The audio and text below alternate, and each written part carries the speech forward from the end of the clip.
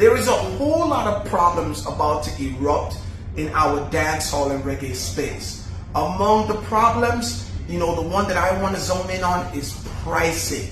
Because of the recent situation that took place with dancehall artist Vybz Kartel and the Trinidad promoters, right, which Vybz Kartel didn't show up at the show, and it has now been revealed that the overall ticket for Vybz Kartel's performance was $1.35 million US, right? It opens a can of worms, because now, people figured that Kartel was expensive, but they didn't understand how expensive. Now, let me say this before I go further. Kartel will go down in history as the highest paid reggae and dancehall artist of all times. And you guys can correct me if I'm wrong, but I don't know any other artist, right, that has commanded that type of money, right? So 1.35 million from Trinidad, right?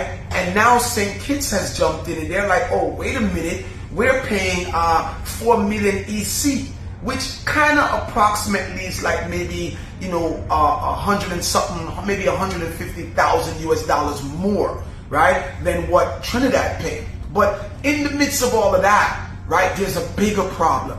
The big problem is this: when the other reggae and dancehall artists understand that Vybz Kartel can command that type of money, they are ultimately going to raise their prices. There's no if, ands, or but about this. An artist that would normally ask for $80,000, and we're saying, boy, $80,000 is a whole lot of money, they're probably going to ask for $150,000, right? And now think about this. Artists that now have to do shows with Vybz Kartel, they're going to say, no, man, Kartel, I get $1 million+ for the show, ya. Me need X amount of money, right? This is going to get out of hand, right? So even though everybody's zoning in on one situation, which would be Kartel versus the Trinidad promoter, there's a bigger thing erupting and you're not even looking at it. Dancehall and reggae artists, I don't care how much they love Vybz Kartel, I don't care how much they want to say they're in support of his career, right?